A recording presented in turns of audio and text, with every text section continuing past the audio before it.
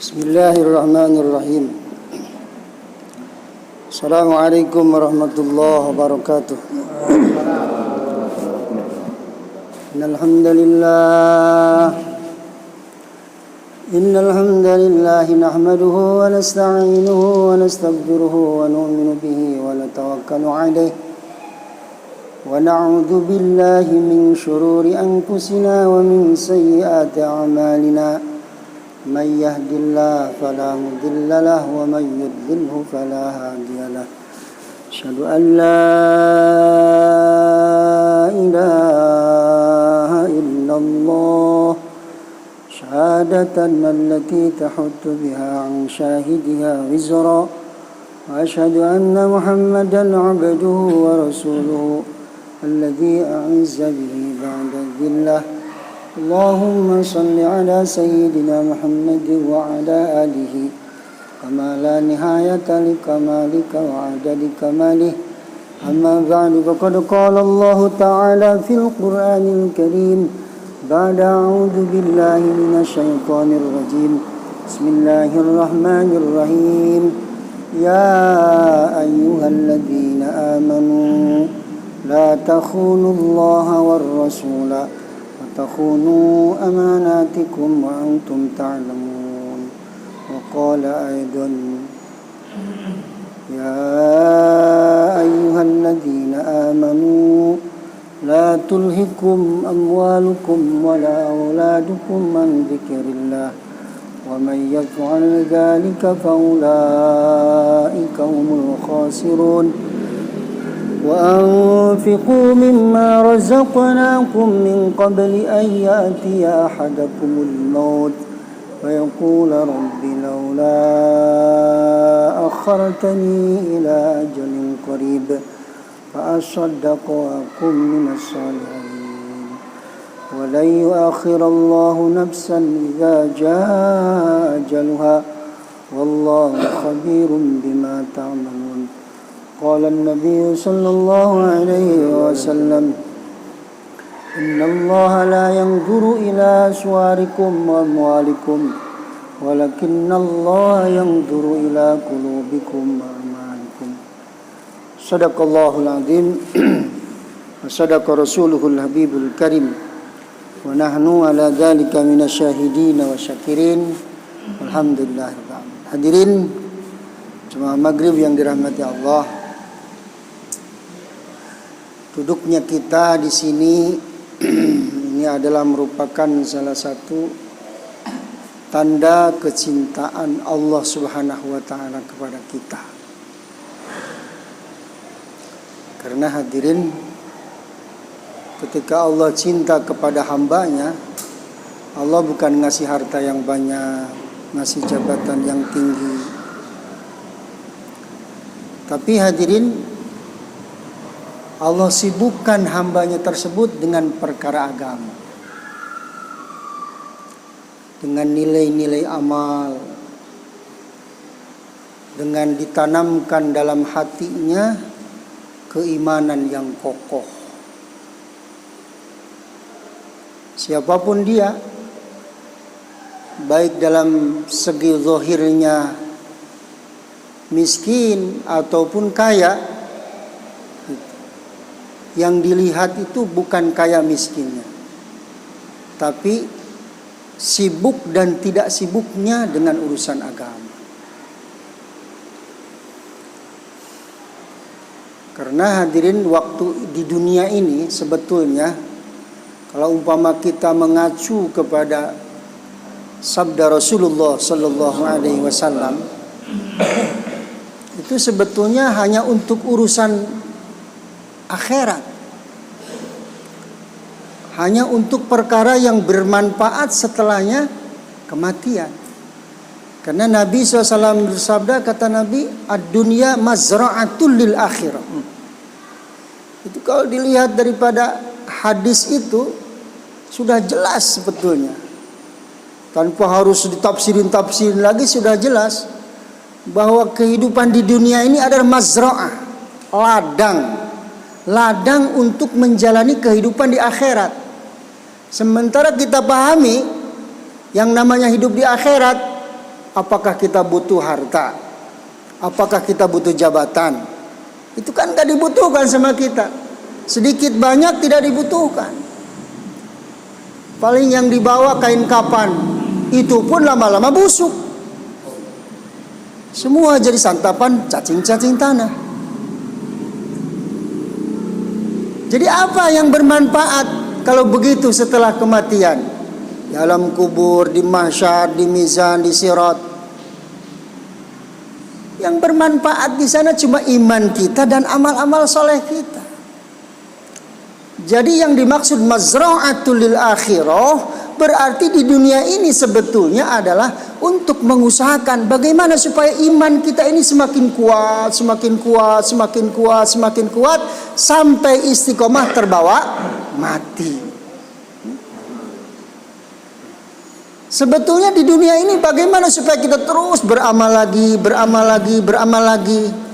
Makanya di dalam surat Al-Insyirah Allah Subhanahu wa taala berfirman, "Fa idza faragta fansab." Fa idza faragta fansab. Setelah selesai, lanjutin lagi dengan amal yang lain. Bukan setelah beramal kita lanjutkan dengan urusan-urusan yang tidak ada kaitannya dengan urusan agama. Bukan. Fa idza faragta fansab. Beres amal yang satu, berinjak kepada amal yang selanjutnya. Karena memang tadi ad-dunya mazra'atul lil akhirah. Wa ma khalaqtul jinna wal insa illa liya'budun. Itu dibaca-baca terus. Ayat itu dibaca terus, hadis itu pada tahu semua. Tapi kadang-kadang hari ini hadirin Masya Allah, kalau bahasa Sunda ancin. Untuk urusan akhirat itu sangat ancin, merasa cukup dengan apa yang sudah dilakukan. Astagfirullah. Padahal hadirin Masya Allah, nanti di akhirat jangankan orang masuk ke dalam neraka, yang masuk ke dalam surga saja akan menyesal. Kenapa menyesalnya? Kata Nabi, laisa yatahassarat min ahlil jannah illa sa'atan lam yadhkurunallah. Ahli surga akan menyesal. Kenapa? Karena ada satu saat yang tidak dipakai untuk berhubungan dengan Allah. Jadi kalau umpama kita berhubungan dengan makhluk terus, itu sebetulnya jadi penyesalan nanti. Karena setiap saat itu akan diperlihatkan itu. Wa may ya'mal mithqala dzarratin khairan yarah wa may ya'mal mithqala dzarratin syarran yarah. Amal sebesar apapun, sekecil apapun akan diperlihatkan pahalanya. Dosa sekecil apapun hadirin akan diperlihatkan nanti akibatnya. Maka kalau orang yang cerdik itu hadirin Masya Allah, betul-betul mereka akan memperhatikan umur. Bagaimana ini umur ada nilai nanti buat di akhirat. Tidak cukup hadirin dengan amalan yang sudah. Apalagi kita memahami kehidupan akhirat itu kehidupan yang abadan abada. Kalau umpama hadirin dengan mengandalkan amalan yang kita melakukan takbir Allahu Akbar, ingat ke makhluk, ingat ke pekerjaan kita, Masya Allah, kayaknya nggak tahu dapat, nggak tahu enggak kesenangan, kebahagiaan nanti di akhirat. Astagfirullah. Kalau kita mengandalkan sholat yang kita lakukan, sementara dalam sholatnya hadirin tidak sesuai dengan apa yang dicontohkan oleh Rasulullah Sallallahu Alaihi Wasallam. Apa yang dianjurkan oleh Allah Subhanahu wa taala dalam Al-Qur'an. Karena sifat salat yang akan mendatangkan hadirin keselamatan, kesuksesan, kebahagiaan, salat yang ada sifat khusyuk wal hudu. Sementara kita sekarang salat kita Masya Allah, jangankan hadirin khusyuk, hudu saja yang dohir, yang dilakukan dengan anggota dohir, anggota badan kita yang dohir, kadang-kadang masih banyak yang salahnya, tidak sesuai dengan aturan. Cara mengangkat tangan, cara rukunya, cara sujudnya, belum nanti dilihat dari wudunya, Yang dohir-dohir saja hadirin, kadang-kadang kita masih banyak tidak sesuai dengan aturan. Itu. Ngomongnya ini aturan mazhab Syafi'i, tapi kadang-kadang bukan mazhab Syafi'i, mazhab PI kadang-kadang. Oh. Tidak ada aturannya mazhab Syafi'i, tapi ngaku mazhab Syafi'i. Saya mau katanya mazhab Syafi'i.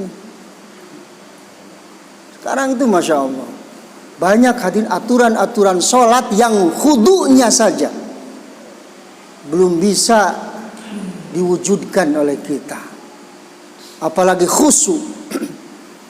Khusyuk itu pekerjaan hati. Ketika kita hadirin mengucapkan Allahu Akbar, yang ada di dalam hati kita ini hanya Allah. Coba kita ketika Allahu Akbar, ya lisan ngomong Allahu Akbar, tapi pikiran mah ingat kemana-mana kan. Dengan ibadah kita yang model seperti ini hadirin, kadang-kadang kita masih merasa pokoknya saya mah ahli surga lah, udah rajin katanya salatnya, astagfirullah, Masya Allah, merasa cukup dengan amalan yang kualitasnya masih diragukan. Makanya hadirin, dengan kita duduk di majelis-majelis seperti ini hadirin adalah untuk memancing bagaimana supaya Allah Subhanahu wa taala memberikan hidayah kepada kita. Bagaimana Allah Subhanahu wa taala supaya memberikan rahmat kepada kita. Jangan sampai hadirin kita ini merasa sudah cukup dengan ibadah kita, kemudian kita tanpa sama sekali hadirin menghiraukan bagaimana keberadaan hati kita. Karena duduk dalam majlis-majlis seperti ini sebetulnya kita lagi berobat, Pak. Kita ini lagi berobat. Hati kita ini dalam keadaan sakit semua. Karena banyak penyakit-penyakit hati yang datang hadirin. Ngomongin masalah dunia terus, itu hadirin asbab datangnya penyakit. Gara-gara kita banyak membicarakan nilai dunia, dunia lagi yang dibicarakan, dunia lagi yang didengar, dunia lagi yang dilihat, dunia lagi yang dipikirkan. Akhirnya hadirin tertanam dalam hati kita kecintaan kepada dunia. Harga dunia tertanam di sini. Ini jadi penyakit. Hubbud dunia itu penyakit besar dalam hati. Kalau ini tidak diobatin hadirin, Masya Allah, ke bawah mati udah. Jangan harap Allah akan menerima kita. Karena Allah Subhanahu wa ta'ala akan menerima kita, menerima hamba-hambanya yang kembali kepada Allah, yang membawa iman dan hatinya yang salim. Hati yang salim itu hatinya yang bersih daripada penyakit-penyakit hati. Sekarang bagaimana bersih dari penyakit hati? Diobati juga enggak. Ada majelis yang mau idhotil hasanah, yang betul-betul untuk mengobatin hati, kita tidak mau. Tapi kalau majelis ngelawak mau semua. Mendatangkan ketawa baru mau. Tapi kalau majelis yang betul-betul untuk bagaimana supaya membersihkan hati, jangan sampai tertanam di dalam hati ini penyakit yang menjadikan asbab Allah menolak kita. Karena tidak akan terima nanti kalau umpama hati kita ini enggak saling. Yang akan bisa selamat, yang akan diterima oleh Allah adalah orang-orang yang kembali kepada Allah, membawa iman dan hati yang salim, hati yang selamat. Hati yang selamat maksudnya bagaimana? Hati yang selamat dari penyakit-penyakit hati. Maka di majelis-majelis ini hadirin, yang kita sampaikan bagaimana kehebatan Allah, kemahakuasaan Allah, nilai-nilai amal. Kita bicarakan kehebatan Allah, maksudnya bagaimana? Supaya hadirin kita ini yakinnya kepada Allah, jangan kepada makhluk. Kalau yakin kita ini salah, ini penyakit hati yang besar. Kesyirikan adalah merupakan penyakit yang tidak ada bandingannya besarnya. Dan kesyirikan ini hadirin tidak bisa ditempa dengan begitu saja langsung sembuh. Tapi harus melalui tarbiyah. Pendidikan hati awal adalah duduk dalam majlis mau'izatil hasanah. Setelah itu hadirin, upayanya adalah kita sampaikan kebesaran-kebesaran Allah kepada yang lain. Itu caranya. Nabi Sallallahu Alaihi Wasallam mengajarkan para sahabat itu seperti itu. Supaya sahabat yakinnya benar, dikasih dulu hadirin arahan. Bagaimana ini hati? Apa penyakit hati? Apa yang merusak hati? Bagaimana cara mengobatinya? Nabi Sallallahu Alaihi Wasallam mengarahkan para sahabat. Sementara hadirin, kita sering mendengar hadis, innallaha la yanzuru ila suwarikum wa amwalikum walakinnallaha yanzuru ila qulubikum wa amalikum. Walaupun kita orang kaya, walaupun kita hadirin ganteng seperti Nabi Yusuf, tapi kalau ketika hatinya dalam keadaan rusak, sakit, tidak ada iman, tidak bersih dari penyakit-penyakit hati, Allah Subhanahu wa Ta'ala tidak akan memandang dengan pandangan rahmat. Orang yang tidak dipandang rahmat oleh Allah tidak akan dimasukkan ke dalam surga. Orang yang akan dimasukkan ke dalam surga adalah orang-orang yang dipandang oleh Allah dengan pandangan rahmat. Dan hadirin, orang yang dipandang oleh Allah ini ada dalam rahmat Allah, bisa kelihatan dalam zahirnya. Bagaimana hadirin kelihatannya? Beliau ada dalam kesibukan urusan-urusan agama. Karena setiap seseorang dia melakukan perintah Allah, itu ada dalam rahmat Allah. Kalau dia lagi sholat, itu ada dalam rahmat Allah. Kalau dia lagi baca Quran, itu ada dalam rahmat Allah. Ketika dia lagi zikir, itu ada dalam rahmat Allah. Ketika dia duduk dalam majlis ta'lim, majlis mau'izatil hasanah seperti ini, dia ada dalam rahmat Allah. Makanya kalau umpama lari dalam majlis seperti ini, dengan menjauhnya terbetik dalam hatinya kebencian, berarti orang tersebut lari dari rahmat Allah. Dan rahmat Allah tidak akan dikasih kepada orang yang gak mau. Yang dikasih yang mau-mau saja. Masya Allah. Sementara hadirin kita pahami, masuk dan tidak masuknya hamba-hamba Allah semua tidak terkecuali, termasuk baginda Rasulullah Sallallahu Alaihi Wasallam, ke dalam surga itu adalah dengan rahmat Allah. Makanya kita itu sebetulnya disuruh di dunia ini hadirin mengunjungi tempat-tempat di mana di situ banyak rahmat Allah. Dan yang paling banyak rahmat Allah itu di masjid. Makanya kan doa masuk masjid apa? Allahumma ftah li abwaaba rahmatik. Ya Allah, bukakan pintu-pintu rahmatmu buatku. Jadi kalau umpama kita masuk ke dalam masjid ini, sudah pasti kita ada dalam rahmat Allah. Apalagi langsung masuk ke masjid, langsung sholat tahiyatul masjid, langsung niat itikaf, langsung kita buat amal. Baru masuk saja itu sudah langsung rahmat Allah bercucuran di sini. Apalagi kalau umpama kita duduk dalam majlis seperti ini, yang sudah disampaikan oleh baginda Rasulullah SAW. Kata Rasul, majtama'a qaumun fi baitin min buyutillah, thumma yatadarasuna bainahum, thumma yasluna bainahum summa yasluna kitab Allah wa yatadarasuna bainahum illa nazalat alaihimus sakinah ghasiyat alaihimur rahmah wa khaffat alaihimul malaikah wa dzakarahu fi man indah.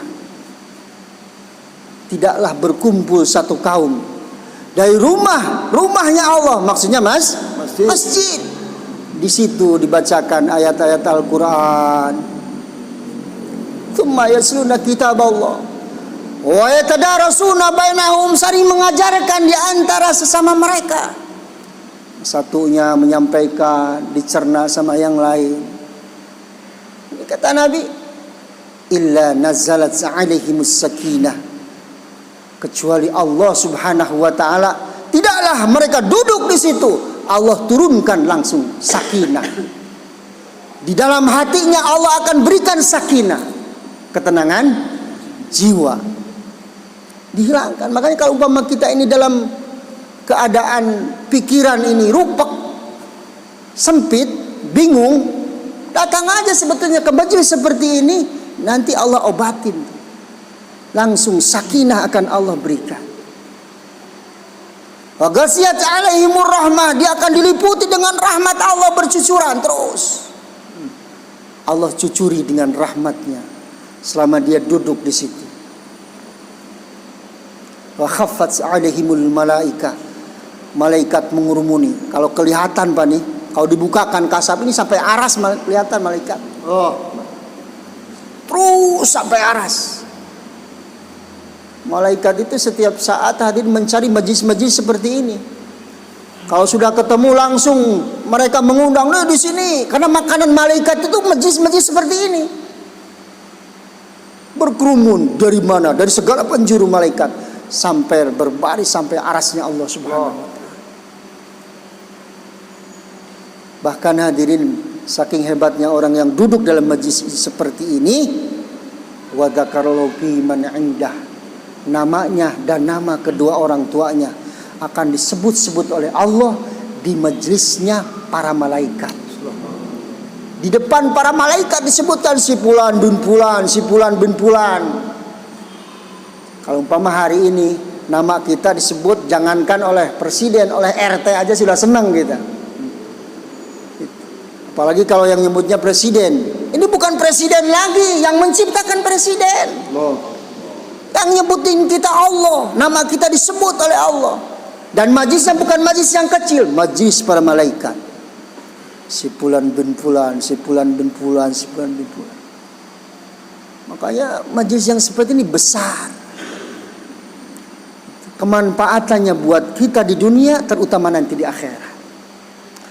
Dan yang paling terutama lagi dengan kita duduk di sini ini, bagaimana Allah Subhanahu wa taala menambahkan kepahaman agama kepada kita. Semakin kita ini hadirin cinta kepada urusan-urusan akhirat. Tidak seperti halnya hari ini hadirin, Masya Allah. Kecintaan kita lebih besar kepada urusan-urusan dunia. Urusan akhirat asal-asalan. Yang penting mah, bukan urusan akhirat itu penting, bukan. Yang penting mah, kalau masih ada dunia, nanti dulu, masih ada waktu yang lain. Ini namanya hadirin, berarti urusan akhirat itu dinomor sekian kan. Urusan dunia kita ini sekarang kadang-kadang sama ngopi juga kalah. Sama ngopi kalah gitu. Benar nggak nih? Sama ngopi aja kalah. Harusnya kita duduk dalam urusan agama, ada majlis taklim. Malah ngopi, masih kalah. Nilai akhirat itu hadirin belum betul-betul tertanam. Belum merasa rugi kalau umpama ada waktu yang tidak disandarkan kepada amal. Nah, untuk menanamkan rasa cinta mahabbah seperti ini enggak begitu saja simsalabim dakadabra apa camat? Enggak bisa. Ya, betul. Harus ada upaya. Dari mulai kita duduk di majlis seperti ini, kemudian kita mendengarkan nilai-nilai amal. Itu memulainya seperti itu. Baru nanti ada pengorbanan dari seluruh anggota badan kita, bahkan harta kita dipakai untuk urusan agama. Baru nanti oleh Allah ditanamkan. Untuk duduk seperti ini aja belum tentu. Ini baru memulai ini. Baru mau memulai, belum lebih sampai kepada syarat yang maksimal untuk mendatangkan, memindahkan kecintaan dari yang tadinya cinta kepada makhluk bagaimana menjadi cinta kepada Allah. Yang tadinya cinta kepada dunia, bagaimana cinta kepada kehidupan alam akhirat. Yang tadinya cinta kepada harta, bagaimana cinta kepada amal. Itu hadirin bukan perkara yang mudah. Harus dengan pengorbanan. Dan sahabat-sahabat radhiyallahu anhum ajmain, mereka bisa meluruskan kecintaan mereka di dalam hati mereka itu bukan begitu saja langsung ada. Mereka itu hadirin Masya Allah, untuk mewujudkan hal tersebut pengorbanannya bukan sebentar. Duduknya di majlis Rasulullah Sallallahu Alaihi Wasallam hadirin bukan sebentar, belasan tahun, 13 tahun hadirin. Terus baru tuh setelah itu disuruh untuk korban harta, korban diri, korban perasaan. Baru hadirin kecintaan yang benar di dalam hati mereka ditanamkan oleh Allah Subhanahu wa taala. Sampai Allah Subhanahu wa taala hadirin mengecap para sahabat bagaimana supaya mereka dijadikan suri tauladan kepada umat yang akan lahir terakhir, yang menjadi umat Rasulullah SAW. As-sabiqunal awwaluna minal muhajirina wal ansar walladzina taba'um bi ihsan radhiyallahu anhum maradu'an. Mendapatkan titel radhiyallahu anhum maradu'an itu bukan mudah hadirin. Enggak langsung begitu saja. Karena hadirin ada sifat-sifat yang di dalam hatinya itu sudah tumbuh. Keyakinan mereka lurus, kecintaan mereka tidak salah. Kita sekarang coba, keyakinan kita hadirin kadang-kadang Masya Allah nyebutnya ahli sunnah wal jamaah, tapi keyakinannya ahli sunnah wal gagabah. Keyakinannya, amalannya amalan ahli sunnah wal jamaah. Sholat berjamaah gitu, sholat berjamaah enggak, katanya ahli sunnah wal jamaah. Padahal itu takrif ahli sunnah wal jamaah itu ketika Rasulullah SAW menyampaikan, ditanya oleh sahabat, apa katanya ahli sunnah wal jamaah itu ya Rasulullah? Kata Rasul, ma ana alaihi wa ashabi. Kata Nabi, ma ana alaihi wa ashabi. Apa yang aku dan sahabat-sahabatku lakukan itu ahli sunnah wal jamaah. Sekarang kita coba, Masya Allah, sunnah-sunnah Nabi jangankan diamalkan, kadang-kadang ada yang menghidupkan sunnah Nabi dikiranya orang teroris. Astagfirullah. Oh katanya itu mah amalan teroris ya. Padahal bagusan teroris daripada dia mah. Teroris mah walaupun umpama salah tujuan, mungkin dia menghidupkan jenggot ini tujuannya supaya serem kan lihat orang. Gitu. Tapi dia mah masih ada jenggotnya. Walaupun tujuannya salah. Kalau kita mah kan tujuannya untuk menghidupkan sunnah. Karena seluruh para anbiya ada yang misalkan pakai jenggot. Ini sunnahnya para nabi. Dijadikan syariat oleh Rasulullah Sallallahu Alaihi Wasallam supaya ini umat bagaimana pakai jenggot. Kalau umpama kita pakai jenggot tuh malaikat itu terus hadirin menghampiri kita. Kalau umat ini semuanya pakai jenggot, dan orang kafir itu tanpa perang sudah takut dia duluan. Makanya digembor-gemborin supaya orang Islam nggak pakai jenggot. Karena kalau nggak pakai jenggot kan perempuan, lemah perempuan mah. Ini hadirin, ini sekarang ini umat Nabi Sallallahu Alaihi Wasallam mengatakan bahwa saya ini ahli sunnah, tapi banyak sunnah-sunnah Nabi yang tidak dipahami. Jangankan diamal, tahu juga enggak. Apalagi hadirin kalau umpama kita mengetahui sunnah Nabi dengan mendetil. Karena kata ulama secara global sunnah Nabi ini ada 3. Ada sunnah surah, ada sunnah sirah, ada sunnah sarirah. Coba. Sunnah surah saja banyak yang nggak tahu semuanya. Banyak yang nggak tahu. Ada yang tahu nggak sanggup ngamalinnya. Kiai-kiai mungkin dengan membaca kitab di situ sudah komplit. Apalagi kalau umpama sudah baca kitab Ihya Ulumuddin, sudah komplit di situ, tinggal ngamalin. Makanya pada tahu, tapi nggak ada kekuatan untuk amal, untuk menghidupkan sunnah Nabi sallallahu alaihi wasallam. Apalagi pakai sorban. Kadang-kadang kiai itu kalah sama orang awam. Orang awam mah kalau sudah tahu itu sunnah, walaupun ada yang mau nyembelih, siap terus pakai sorban. Kalau kiai mah baru, gitu ya udah berhenti. Baru nggak ditemanin aja udah nggak berani lagi pakai sorban. Allah. Kiai itu. Mungkin saya belum berani saya pakai. Kalau di kampung itu belum berani, tapi paling kalau lagi sholat sendirian, sholat tahajud. Kalah sama Mas Ridho, kalah saya. Saya belum kuat kalau sampai di depan orang pakai sorban, sampai jalan-jalan itu belum kuat. Tapi kalau lagi sholat sih insya Allah. Tapi kalau sampai jalan-jalan belum kuat. Padahal hadirin itu kalau pakai sorban, itu malaikat terus mengiringi, 70.000 malaikat. Cuma hawanya itu berat.